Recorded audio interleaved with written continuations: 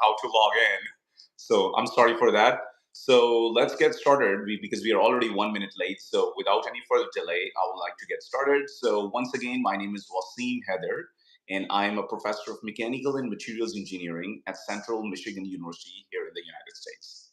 So first of all, I would like to welcome my guest, Professor Dr. Jafar Iqbal Khan from University of Hull. Welcome, sir.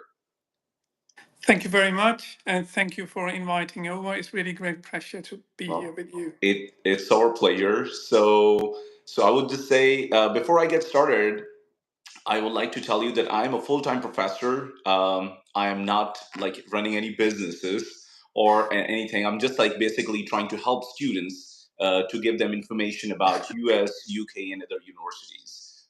I do not belong to any organization or anything like that. So this is just I'm trying to help people here. So I know there are several people online. So if you want, you can go ahead and share this link with your family and friends, and especially for those people who are interested in studying in UK. So without any further delay, let's get started. So Dr. Jaffer, would you like to tell us? Would you like to tell my audience a little bit about yourself first? Yes, my name is Jafar Iqbal Khan, and I'm a lecturer at University of Hull in UK. That's on the east side of UK, like 1 hour's drive from Leeds, 2 hours drive in a straight line from Manchester. I am doing ultra fast spectroscopy in my research. That's basically the research where you study the interaction between light and matter. And we use this in applications for solar cell materials.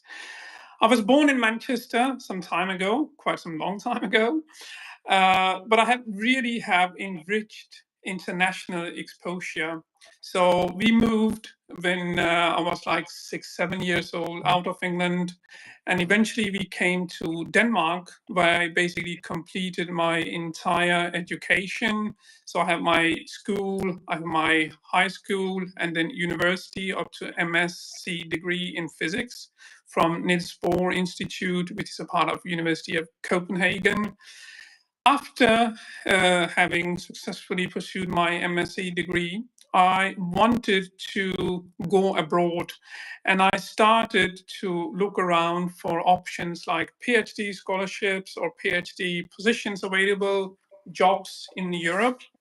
And I was so fortunate that I got an option to join as a Marie Curie Junior Fellow in the attosecond physics world in Amsterdam in Netherlands.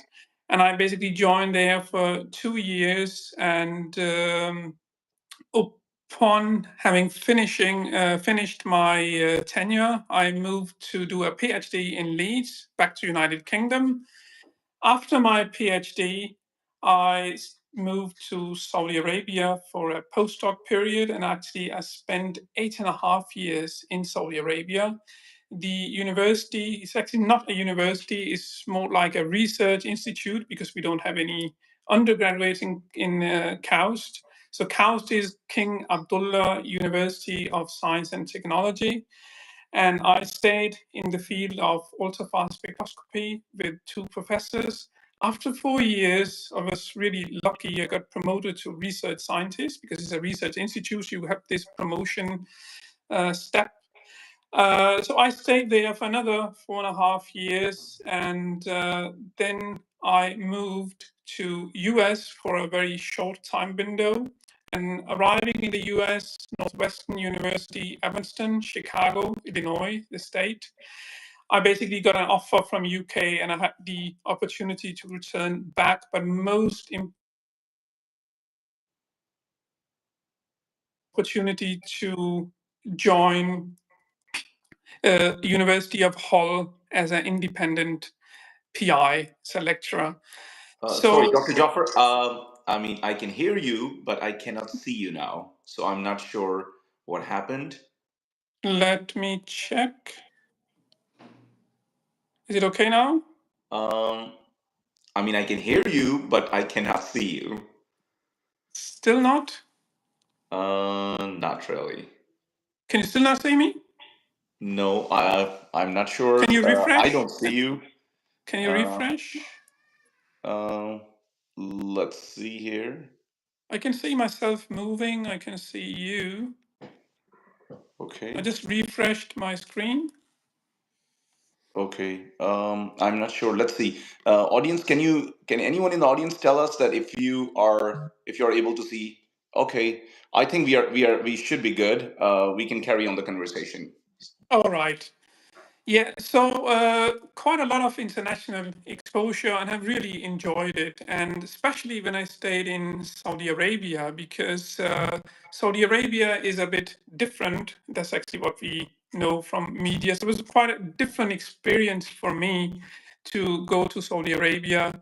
King Abdullah University of Science and Technology, KAUST, is really equipped with state of the art facilities. They have loads of funding Sorry, and I'm so sorry, Dr. Jafar, because people are telling me that they cannot see you. Could you try to turn off your camera and maybe turn back on, and that might work? okay.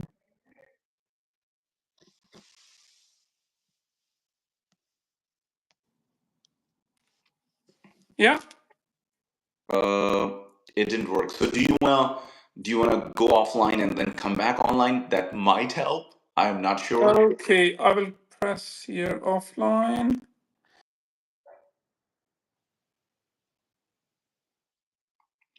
So I apologize for the technical problems. So because there was a camera issue, so I asked him to go and then come back again. So okay, perfect. Now we can see you. Great. Okay. Perfect. Yeah, Okay, sorry. so let's Sorry go for back to that. college. Yeah. Yeah, so King Abdullah University of Science and Technology is really a high profile research institute. They're really well equipped with state of the art facilities. And it's a, like I said, research core facility, right? So you can really develop yourself. And they have many, many options for students. They have several programs like short-term visiting student program for 3 to 6 months. They have research student programs. They have PhD scholarships. They do have scholarship for masters and obviously for postdocs and research scientists as well. Okay. Okay, perfect. Thank you so much. And so I'm going to move on. I know that you have worked with two Nobel Prize Oh, yeah. winners. So could you tell us a little bit about their labs and how was the experience, and and how was it working like over there, right? Yeah, that's quite amazing, right? And everybody wants to talk about this when we have been Right. working with. So these two Nobel Prize winners were actually from last year. So there's Ferenc Krauss and there's Anne Lehulier. So when I was working in Amsterdam at Amolf, we were a part of a European network which was called the Extreme Ultraviolet Network. So we basically work with attosecond physics. And I really enjoyed it because they have different roles in different countries. So some of them were developing spectrometers, others were developing like the experimental technique to produce those attoseconds, and some of them were doing theoretical calculations. So I joined for a month at Nugier's lab in Lund in Sweden, and she was basically developing these IR and UV technique to do the actual attosecond interferometry measurements. And then I joined Ferenc Krauss, where I got really impressed. There's actually Garching in Munich, in Germany. And I have never seen such a big labs in my life, really equipped with modern facilities. And I remember when I was there the first day, someone else already told me that this could be a potential future Nobel Prize winner. And Wow. he was right. So very Right. impressive, very nice working atmosphere, huge groups, massive manpower, people to really take care of the technical part. It's super important to have technical support in research. Research is not just coming from one postdoc publishing a paper as a first author. There is an entire team behind it. It's an entire and proper teamwork which has been pre-planned.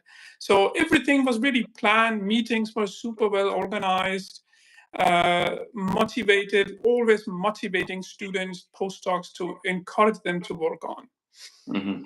So, what was the main characteristics, or what are the main traits these professors or the Nobel Prize winners you think they had, which leads them to this? So just tell tell my audience a little bit about go deeper a little bit into it. I think you need to be a bit fortunate as well, right? Because Of you course. in research you need to go out of box, right? Hmm. So you Correct. got to pick up something which no one is doing. Okay, that's always the novelty in our research, and I think because femtoseconds people are working with, right, to study Hmm. the like I work in the femtosecond domain right now. So you study basically physical chemistry, you can track electron dynamics, but attosecond is just like you should be able to produce like single and isolate single attoseconds, excite your molecules and atoms, neutral atoms, right, or molecules, and then go and probe those physical processes, and then have a detection system because nothing can basically detect such a fast as attoseconds at that time. So obviously, this was a very unique thing. First of all, they proposed. So first of all, you need to go out of box, and then I think once you have the funding available, and obviously when you start to produce, funding is somehow self-generating, right? So it's coming in, and that's another very important aspect in research and to become successful. And then obviously, if you're doing the core research, right, you're collaborating with the right people, you have the right team behind you, you're motivated, you can Correct. only go forward. We all want to be popular in research, right? But not all of us have the options to get all these things. Perfect. Sounds good. Sounds good. So I know that you were born in UK, you did your PhD in UK. So tell us a little bit about the universities or overall education system in UK. And a lot of my audience are students, and they would like to get admissions and scholarships, right? This is a two-part question. The first part is tell us generally a little bit about the education system in UK, especially in terms of I'm talking about the tertiary education, like a university education, and then specifically maybe you can tell us a little bit about your school. Yeah, so the higher education in UK is basically like you have an undergraduate, so for 3 years or 4 years, depending on the program and the subject you will study. And then you can move into MSc, or like in physics, we also have MPhys, right? You can do a master in physics by just having coursework, but you can also do a research degree where you join a proper research laboratory and have a project and work as a part of, let's say, a larger team where you also can contribute to the big project. Postgraduate studies, PhD, is for 4 years, but the first 3 years is really like you work, and the last year is spent on writing. Because here in UK, they really they really want to spend time of writing a thesis. So they really take it like you need to spend these 12 months of writing a thesis. So that's mainly the higher education in UK. And in UK, most of the local home students, they prefer just to do what we call a degree, right? So bachelor's degree, and then they go on the job market. While in rest of the Europe, bachelor degree really doesn't exist. Now I did my I call it masters in Denmark. So it's basically understood that you do a bachelor's and then you just continue to a master's. So once you have a master's, then you are graduated. And that's called postgraduate here. So most of the postgraduate are typically from overseas countries, international students, and that's actually how the culture in UK is regarding education. Okay, okay. And I know the UK is also famous for big schools like Cambridge and Oxford and Leeds and other schools. So there are a lot of my students who are very intelligent and very smart, and they would like to get into the schools, also in the top schools and other schools, like average schools. How they can prepare their applications? What are the scholarship opportunities? So tell us a little bit more about those, please. Yeah, obviously, we are pretty well equipped. We do have universities in top ranking as well, thanks to Oxford, Cambridge, and Imperial, right? Which are Right, typically right, the top tenor, right? It's not only in the US where you have all right, these brands. right. So I'm yeah, giving you full credit. we are also extremely proud of our institute, and we do have, in addition to this, a so-called Russell Group universities, where 24 universities have joined in more into this research-based culture of universities. And like my university is not a part of the Russell Group, but we have Leeds and Sheffield right next to us, Manchester, right, York, being all part of this Russell Group.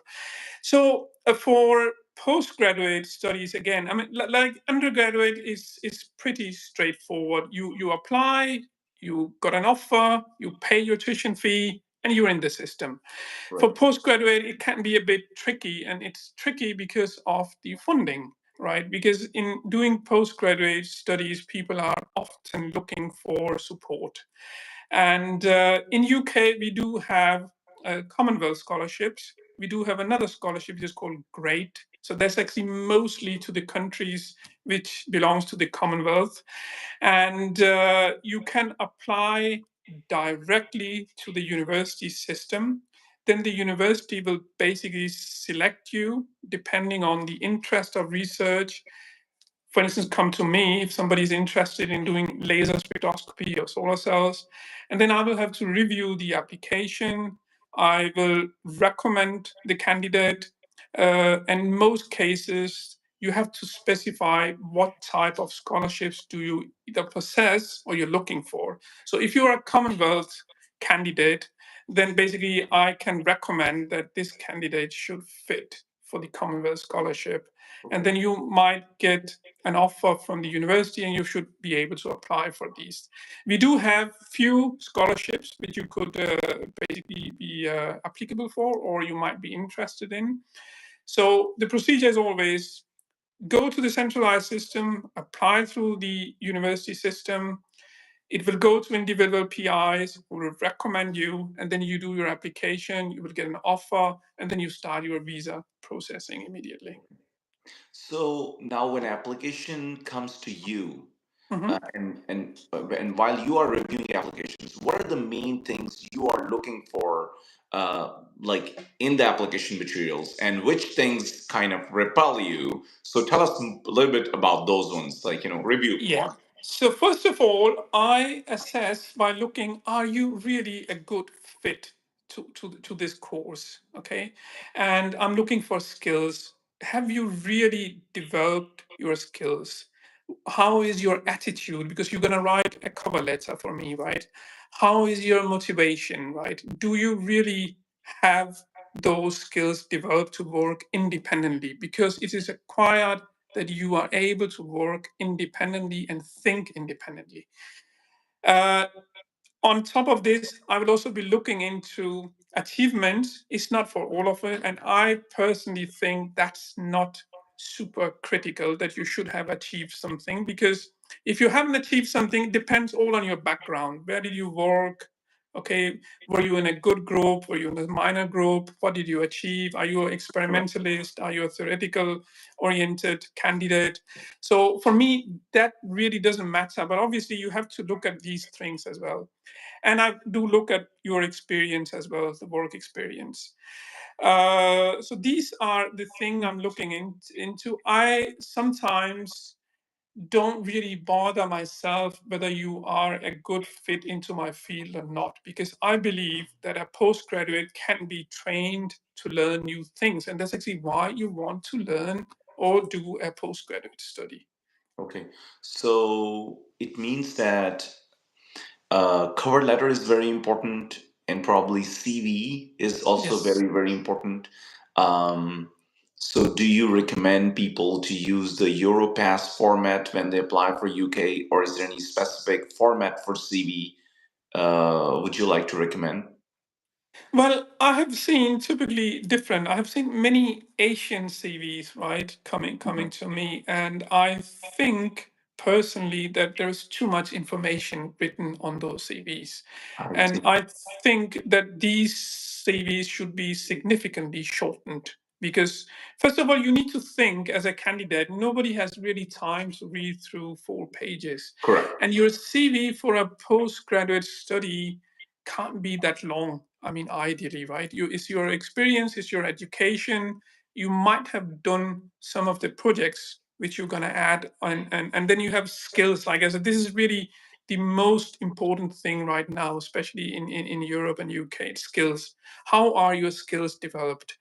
And then obviously being in UK, we evaluate the English, good Right. written English, right? Uh-huh. So that's something I will be able to evaluate by reading your cover letter. And I would also suggest to students that if you can really, if you want to showcase that you can write a good English, then you should really try to write your own cover letter.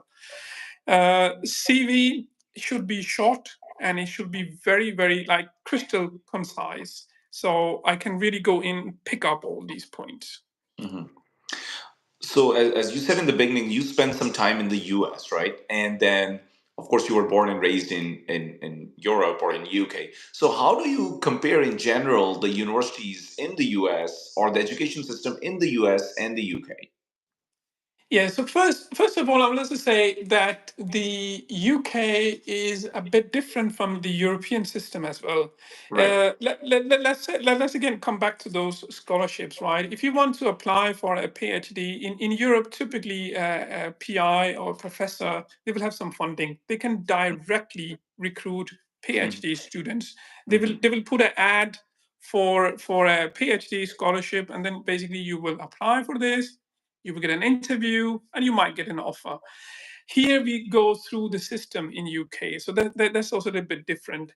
And I sense it's the same thing in the US, right? You do have money for PhD scholarships, and you can basically put ads for those scholarships, and you will get the right candidate, and then you go through it. Then the length in US is obviously much longer than UK. You have a lot of coursework in the beginning, then you do your lab work, and you might graduate after, let's say, 5 years, 6 years. You might have different requirement for graduate in such system. I mean, most of the UK universities doesn't really have those pressurized systems, so quite flexible. And still, I would say, if you look at different statistics, I don't have any numbers really on top of my head, but most international students still prefer to come to UK instead of going to US. So differences are there between UK and Europe and UK across US. Still, I would also say that depending on where you live in US, the living cost in UK can also be higher if you go to, for instance, Cambridge, Oxford, London, right? Whereas it might be cheaper if you select like a minor city in UK. I see. I see. Um, Now, please tell my audience a little bit about your school and especially what kind of disciplines are there, what kind of degrees they offer, and apart from science, also tell us a little bit if you have the arts and humanities or engineering or some other disciplines. Yeah, we do have, and University of Hull is really one of the traditional UK universities. So we do offer all courses. We have a very strong in psychology, strong department. We have a very strong engineering department. We have medical engineering. We have mechanical engineering. We have computer science. And last year they opened a AI center here, which is called DAME. Mhm. They have a lot of money. Basically, they've recruited many lecturers. They have recruited many students.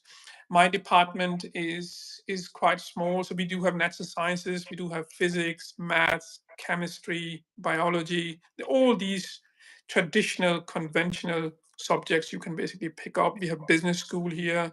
We have a very good medical school as well. So it's relatively small campus, I would still say. Now, for me, it was also a bit of change coming from the big US Chicago Right. Kingston upon Hull here in UK. But yeah, I really got used to it. You adapt very quickly. We have a very uh, nice environment at this university. We do really appreciate and highlight, and it's very important for us to look into inclusion, diversity, and I can also see it among here that everybody is welcome. We do get a lot of international students. I have two uh, PhD students from Pakistan. Basically, I inherited them from another faculty who left about to finish. We do have many students from Nigeria, especially the postgraduate students. We do have many students from India. We have also students from Bangladesh. Actually, in Hall is also very popular from the Asian countries. We have a huge population of Bangladeshi people living here in Hall. Okay, okay, very good. Um, so now you were talking about AI. I guess everybody's talking about AI, right? These days, artificial intelligence. And a lot of students are interested in getting into AI and data science and, all the related disciplines. So what do you by the way, just I also want to tell my audience and that just 2 days ago, by the way, I read that Saudi Arabia is going to be spending $40 billion in AI. So Mhm. you spend a lot of time in cows, you spend a lot of time in Denmark, you spend a lot of time in UK. So how do you see the future of AI as a professor, and what would you recommend my students who are interested in getting their degrees or getting their experience in AI? Yeah, so you should also bear in mind that AI can really be very broad. It's a huge spectrum, Correct. right? So you get people in from different disciplines, and as far as I can see, they recruited most students last year in Hull. So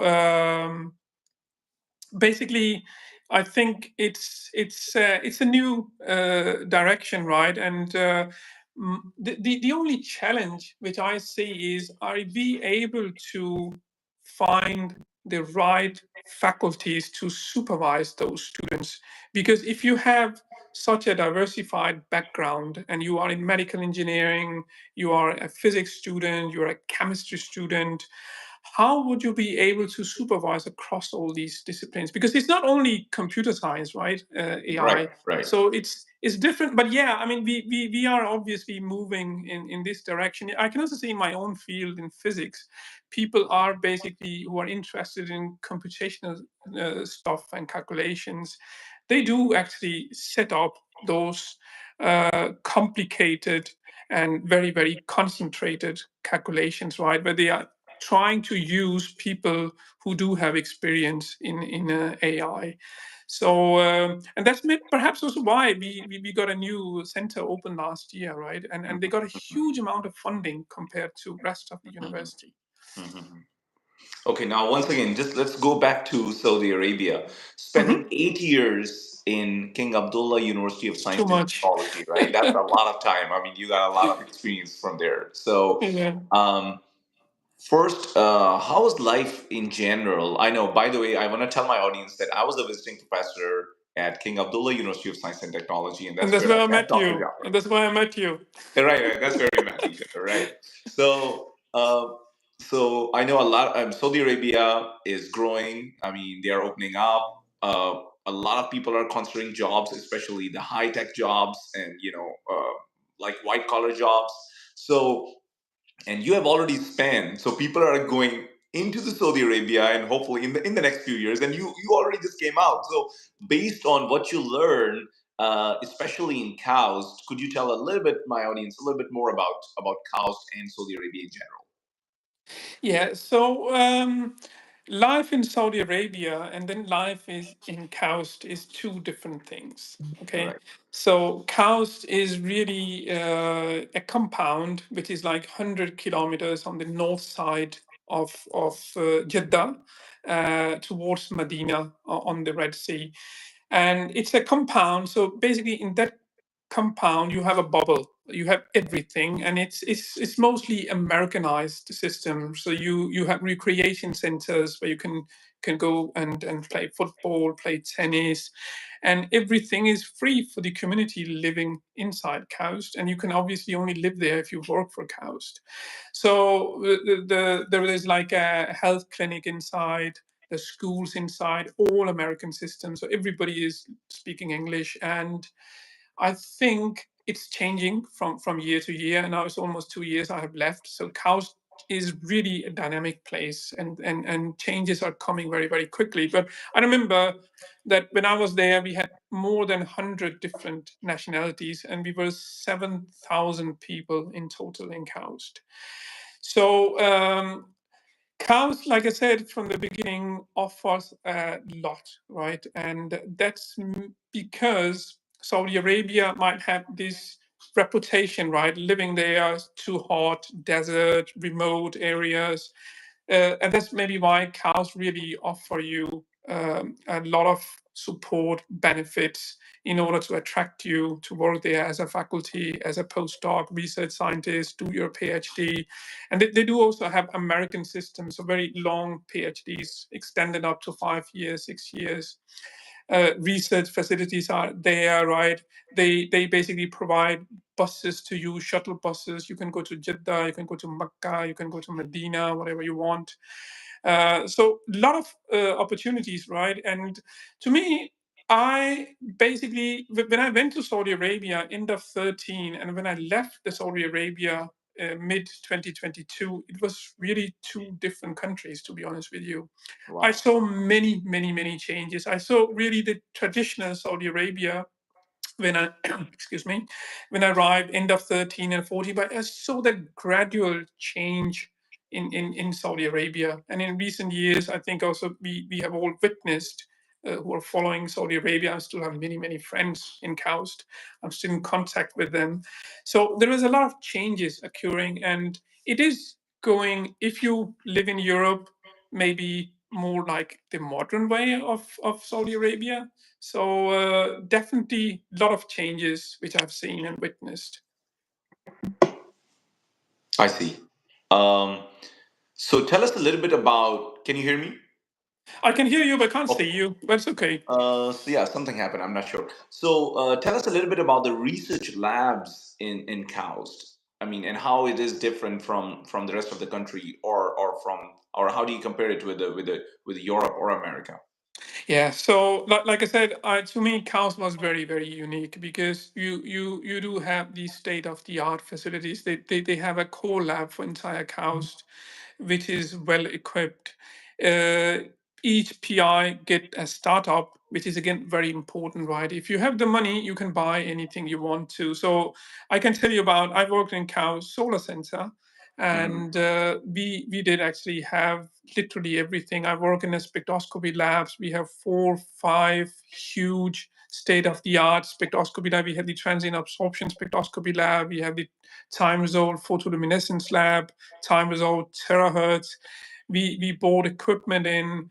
We had a huge fabrication part of the sensor where you basically were fabricating organic solar cells, perovskite solar cells, silicon solar cells, and nowadays they do tandem solar cells. They broke 2 world record last year of highest efficiency in silicon perovskite tandems.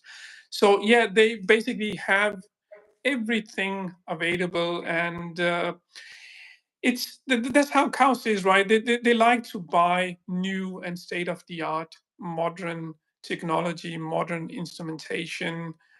We had many, many lasers, and I can't even see things getting close to cows in some of the labs I've been to. I was in Northwestern, quite impressed. Northwestern chemistry department is one of the best departments in the world.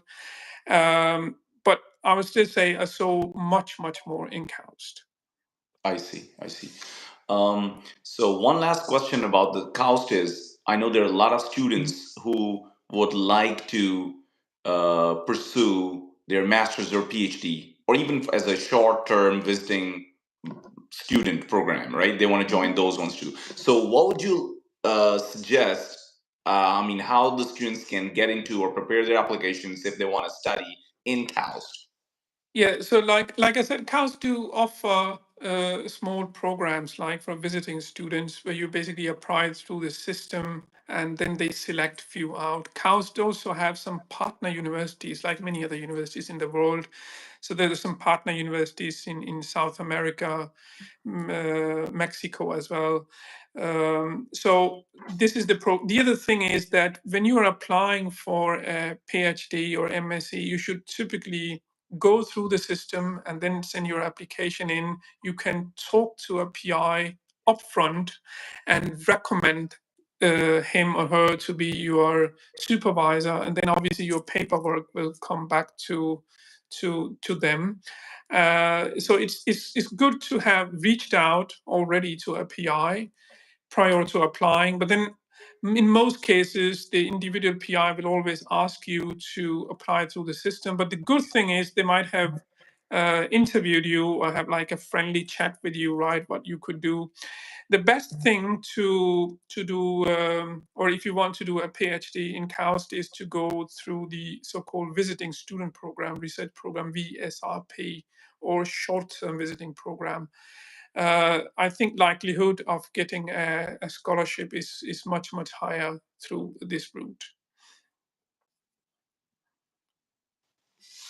Okay, that's great. So now, in general, towards the end, what tips would you like to give to my audience, those who wants to apply and win scholarship in UK universities? I mean, in terms of like how do they approach professors, or how do they prepare their application materials, and what can make them stronger, and so that they can increase their chances of getting admission and scholarship.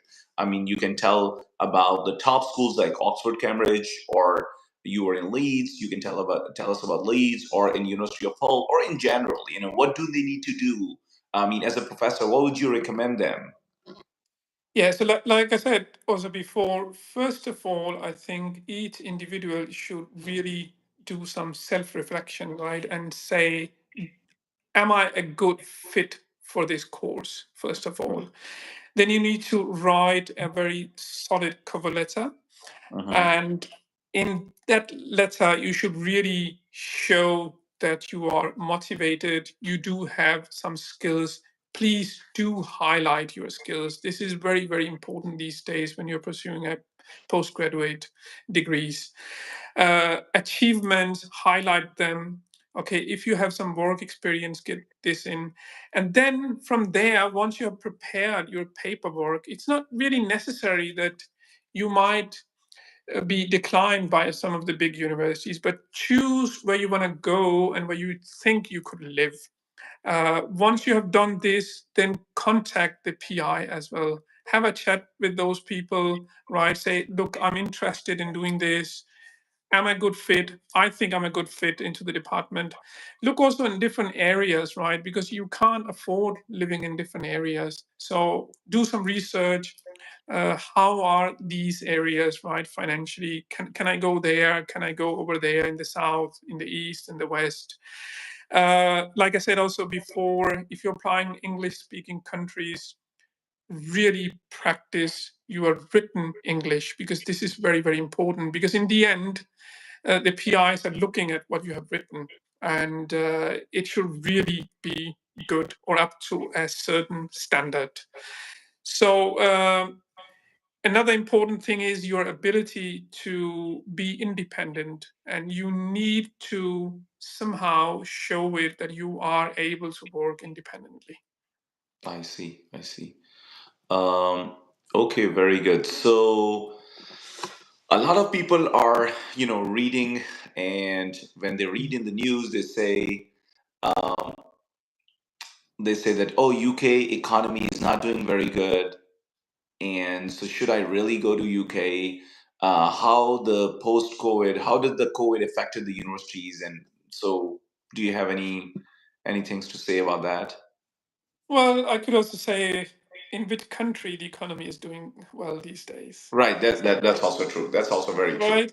I So mean, yeah, yeah. obviously, I know people are saying UK because of the Brexit, and that's a political issue. And yeah, I mean, we can't really hide it. Yes, we do have financial challenges, and I think it's worldwide a worldwide problem right now. So it's not really UK, but yeah, we do still get students in, and obviously we do have internal, I mean, in the department where we have a year or two where we say, well, look, now we're going to cut down on the budget, right? So it's going to decline a bit, but then you will have a rise again automatically coming up. So I think you should not bother, because you will always have these scholarships available, like I mentioned, Commonwealth, great. Unfortunately, the thing here in UK is that we can't really offer PhD to international students. If we get some PhD scholarship, it will mostly be for home students. So that's a little bit unfortunate, but that should not really hold you guys back. Don't be shy, right? Like I said, reach out to the PIs before, apply through the system, right? Test yourself, and then look at those Commonwealth scholarships, right? Hmm. I mean, because all countries are providing those, and there are 3, 4 different scholarships. Now it all depends on what type of university is basically um, hosting which scholarships, and there might be some limitations that each PI can maybe only recommend 1 or 2 Commonwealth candidates. So look through these things. Don't think of this that we have financial crisis here in UK. We have financial crisis everywhere in the world. Okay. So I know you said that there's a general system where students are going to be applying. Do you think is it also a good idea to contact a professor Yes, beforehand and talk to them? absolutely. Okay. Absolutely. I mean, I'm happy. There are several people contacting me. I mean, I do reply to everyone, and I'm quite responsive. So if you are interested, you have a general question, please do reach out. I will be more than happy to assist you with any query you might have. And don't be shy. If you are shy, you will never get anything, right? You should not wait for the opportunity to come to you. You should actually be proactive. Exactly. Exactly. Okay. Because so I also would like to tell my audience that Dr. Jafar Iqbal is born to a Pakistani parents. So Dr. Jafar, do you speak Urdu, Punjabi? आप पंजाबी बोल लेंदे हो तुसी? जी, मैं बिल्कुल पंजाबी बोल लेना, क्यों नहीं मैं बोल लेंदा। Okay, very good, excellent. Ji, This is all I मेरा want to hear. तल्लक ज़िला गुजरात, तहसील खारियां, ठीक है। Okay, very good. पिंड साडा फतेह भंड, ते पंजाबी मैं बिल्कुल सही तरह बोलना, और मैनूं खुशी हुंदी पंजाबी बोलण विच। Very good, very good. ਤੇ ਹੁਣ ऐसे बच्चे जो पाकिस्तान में हैं जी, जी। वो काफी शाय फील करते हैं। वो कहते हैं यार ਅਸੀਂ ਕਿਸ ਤਰ੍ਹਾਂ ਅਪਲਾਈ ਕਰੀਏ, ਸਾਨੂੰ ਪਤਾ जी, ਹੀ जी। ਨਹੀਂ ਹੈ, ਹमें ਇਹ ਨਹੀਂ ਪਤਾ, ਹमें वो नहीं पता। they give a lot of excuses, lame excuses। तो ਉਹਨਾਂ ਨੂੰ ਤੁਸੀਂ ਹੁਣ ਕਿਸ ਤਰ੍ਹਾਂ ਇਨਕਰੇਜ ਕਰੋਗੇ, ਕੀ ਮੋਟੀਵੇਟ, ਕਿਸ ਤਰ੍ਹਾਂ ਮੋਟੀਵੇਟ ਉਹਨਾਂ ਨੂੰ ਕਰੋਗੇ ਯਾਰ ਤੁਸੀਂ ਅਪਲਾਈ ਕਰੋ, ਐਡਮਿਸ਼ਨ ਸੇ ਅਪਲਾਈ ਕਰੋ, ਸਕਾਲਰਸ਼ਿਪ ਸੇ बिल्कुल। ਅਪਲਾਈ ਕਰੋ। ਬਿਲਕੁਲ ਤੁਸੀਂ ਅਪਲਾਈ ਕਰੋ, ਔਰ ਈਮੇਲ ਲਿਖੋ। ਤੁਸੀਂ ਮੈਨੂੰ ਲਿਖ ਸਕਦੇ ਹੋ, ਹੋਰ ਵੀ ਹੈਂਡ ਨੇ ਪਾਕਿਸਤਾਨੀ ਪ੍ਰੋਫੈਸਰ ਯੂਨੀਵਰਸਿਟੀਆਂ ਦੇ ਵਿੱਚ, ਯੂਕੇ ਵਿੱਚ। ਤੁਸੀਂ ਉਹਨਾਂ ਨੂੰ ਈਮੇਲ ਲਿਖੋ, ਔਰ ਈਮੇਲ ਇਸ ਤਰ੍ਹਾਂ ਲਿਖੋ ਕਿ ਜਿਸ ਤਰ੍ਹਾਂ ਮੈਂ ਪਹਿਲੇ ਦੱਸਿਆ, ਸ਼ੋ ਸਮ ਮੋਟੀਵੇਸ਼ਨ, ਰਾਈਟ, ਇੰਟਰਸਟ, ਕਿ ਮੈਂ ਇੰਟਰਸਟਿਡ ਹਾਂ ਇਸ ਚੀਜ਼ ਦੇ ਵਿੱਚ, ਕਿਹੜੇ ਸਕਾਲਰਸ਼ਿਪ ਅਵੇਲੇਬਲ ਨੇ ਸਾਡੇ ਵਾਸਤੇ। ਔਰ ਪਾਕਿਸਤਾਨ ਵਾਸਤੇ ਕਾਫੀ ਸਕਾਲਰਸ਼ਿਪ ਅਵੇਲੇਬਲ। ਪਾਕਿਸਤਾਨ ਦਾ ਕਲਚਰ ਹੈ ਇੱਥੇ, ਪਾਕਿਸਤਾਨ ਵਾਸਤੇ ਇਹ ਸੈਕੰਡ ਹੋਮ ਹੈ ਯੂਕੇ। ਔਰ ਹਾਂ, ਹਰ ਜਗ੍ਹਾ ਤੇ ਚੈਲੰਜਸ ਹੁੰਦੇ ਨੇ। ਮੈਂ ਹੁਣ ਤੁਹਾਨੂੰ ਖੁਦ ਦੱਸਿਆ ਕਿ ਮੈਂ ਸਾਰੀ ਦੁਨੀਆ ਫਿਰ ਕੇ ਆਇਆ, ਲੇਕਿਨ ਉਹ ਚੈਲੰਜਸ ਹੁੰਦੇ, ਕਿ ਹੁਣ ਮੈਨੂੰ ਕੋਈ ਮੁਸ਼ਕਿਲ ਨਹੀਂ ਹੁੰਦੀ ਹੈ ਕਿਤੇ ਵੀ ਫਿੱਟ ਹੋਣ ਦੀ। ਹੁਣ ਮੈਂ ਜਲਦੀ ਫਿੱਟ ਹੋ ਜਾਣਾ। ਹਾਂ, ਮੈਨੂੰ ਬੱਚਿਆਂ ਦੀ ਥੋੜੀ ਪ੍ਰੋਬਲਮ ਹੁੰਦੀ, ਕਿਉਂਕਿ ਬੱਚੇ ਛੋਟੇ ਨੇ, or they have challenges, right, on settling in. But you know what? Feel free to reach out if you need anything. Email लिखो, पूछो कि ए करना चाहना मैं, ठीक है, और ए मेरी ख्वाहिश है, मेरे इंटरेस्ट ने, then we will be more than happy to help you out with these things. And Pakistan ਦੇ ਵਿੱਚ ਵੀ ਕਾਫੀ ਸਕਾਲਰਸ਼ਿਪ ਨੇ। ਐਕਚੁਅਲੀ ਮੈਂ ਇੱਕ ਪ੍ਰੋਗਰਾਮ ਚਲਾ ਰਿਹਾ ਇੱਥੇ ਯੂਨੀਵਰਸਿਟੀ ਦੇ ਨਾਲ, Mhm. I literally try to recruit students from Pakistan, and I have something going on. I have also reached out to a few people in some of the universities in Lahore, and hopefully it will work out, right? I mean, if we can get 3 or 4 students from Pakistan in here on an annual base, we will be more than happy. Okay, perfect, perfect. और आखिरी बात बताइए कि आपका रमजान कैसा गुजरा है? जी, रमज़ान मेरा बहुत अच्छा गुज़र रहा है, अब थोड़ा ही वक़्त रह गया है, रोज़ा खोलने वाले हैं। हाँ, हाँ। और पहले पहले 2-3 दिन काफ़ी हार्ड थे, थोड़े मुश्किल गुज़रे हैं, लेकिन अब तो पता भी नहीं चल रहा। और आज मैंने टीचिंग की है सुबह 9 से लेके 4:30 तक, और वाओ! 4:45 पे आपके साथ बैठ गया हूँ। अच्छा। चलिए, तो I know you must be very busy और आपका इफ्तारी का भी टाइम होने वाला है, सो नहीं, थैंक नहीं, यू इफ्तारी सो का हाँ, मच अभी यार। है टाइम। अच्छा अच्छा, वक़्त गुज़र अच्छा। गया आपके साथ। हाँ, हाँ, चलिए नहीं, नहीं, चलो anyways, so with that being said, thank you so much for your time. We really, really appreciate it.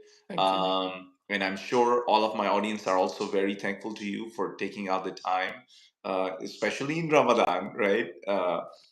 When the whole schedule is kind of slightly changed. But of course, being in a UK or US, we still have to teach, we still have to do research.